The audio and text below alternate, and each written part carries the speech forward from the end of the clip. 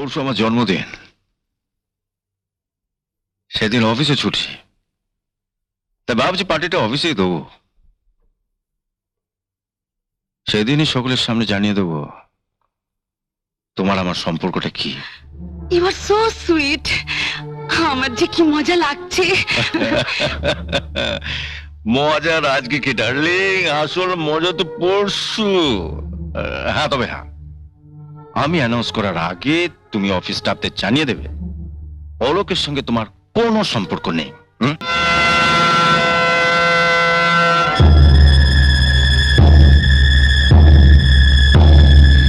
Sir, আমি সবার সামনে চিৎকার করে বলে দিয়েছি স্যার, অলোকের সঙ্গে আমার আর কোনো রকম সম্পর্ক নেই। আপনার পক্ষে চিৎকার করে যেটা বলা সম্ভব, সেটা তো আর আমার পক্ষে সম্ভব নয়। তাই আপনার ভালোর জন্য আমি চুপি চুপি আপনাকে জানিয়ে দিচ্ছি আপনার সঙ্গে আমার কোনো সম্পর্ক নেই। আপনার সঙ্গে আমার কোনো সম্পর্ক নেই? না, আছে আছে, যেটা আগে ছিল। আমি কোম্পানির মালিক, আপনি আমার বেতনভোগ কর্মচারী। কিন্তু আপনি যে বলেছিলেন আমি বিয়ে করবেন। কি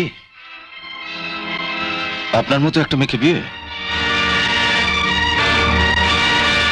জঙ্গল দিয়ে যেতে গিয়ে মিনতির পায়ে একটা কাঁটা বিঁধেছিল।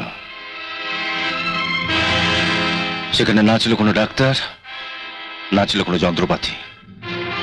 তাই বাধ্য হয়ে কাঁটা গাছ থেকে আরেকটা কাঁটা তুলে নিতে হয়েছিল, মিনতির পায়ে বিঁধে যাওয়া কাঁটাটা তুলে নিতে। তার মানে আমি? আপনি তো জানতেন অলোকের সঙ্গে মিনতির বিয়ে হবে, কেন মানতে গেছিলেন বিয়ে? একটা মেয়ে হয় আরেকটা মেয়ে সর্বনাশ করতে আপনার বিবেকে বাধা? ঠিক বলেছেন, আপনি ঠিক বলেছেন স্যার। ওর জন্য আমি মিনতিকে। এত লোকের সামনে তুমি মিনতির কাছে ক্ষমা চাইতে পারবে? পারবো স্যার। পারবে? হ্যাঁ স্যার। মিনো,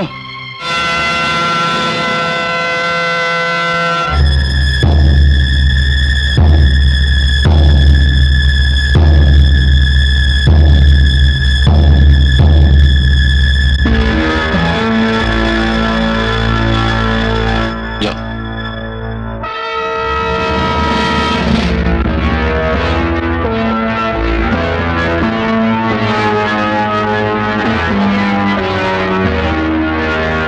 তোমার কাছে আমি কি বলে যে ক্ষমা চাইবো?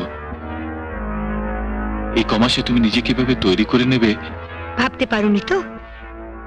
আমিও ভাবতে পারিনি যে আমার এই হাত কাপড় কাচতে পারে, বাসন মাজতে পারে, কয়লা ভাঙতে পারে, চড় মারতে পারে। এ তুমি কি করলে? আমার জন্মদিনের নাম করে এত বড় পার্টি ডেকেছি শুধুমাত্র তোমাদের দুজনকার বিয়ের কথা অ্যানাউন্স করবার জন্য। বিয়ে? হ্যাঁ।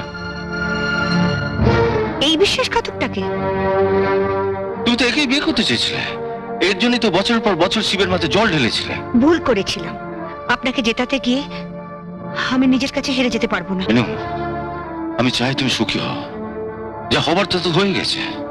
তুমি তুমি অলোকের কাছে ক্ষমা চেয়ে না। ক্ষমা? কেন?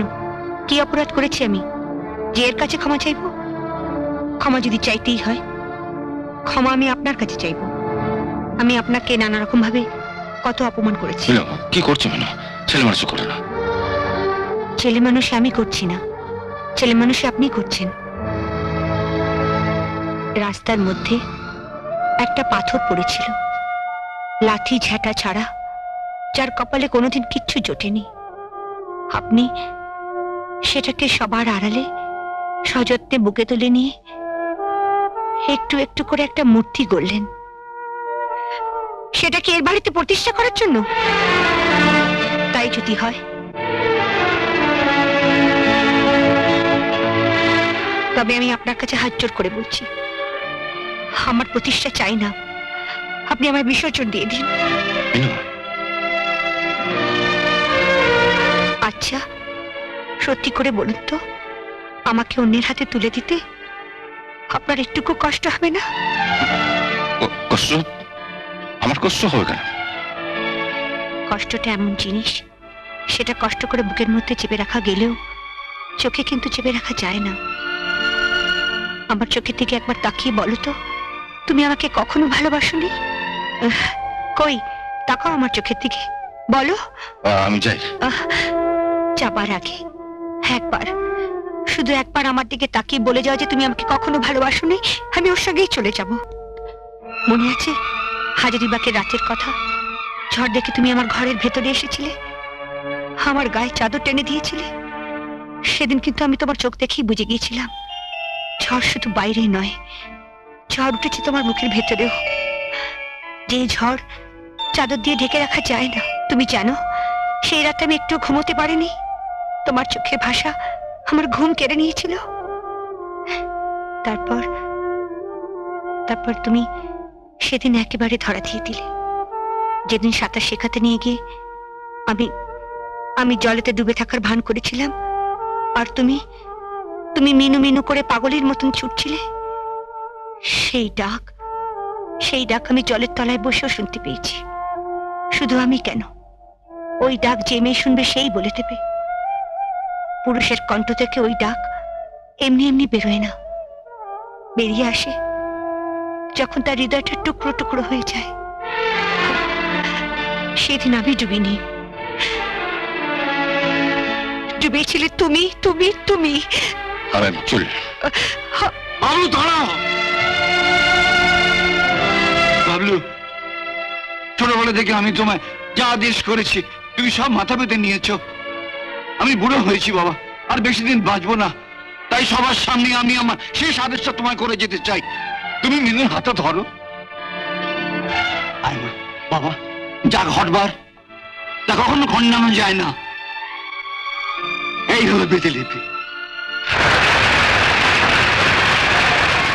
এমন আরো অনেক ভিডিও দেখতে এই চ্যানেলটি সাবস্ক্রাইব করে নিন এবং পাশের বেল আইকনটি প্রেস করে দিন।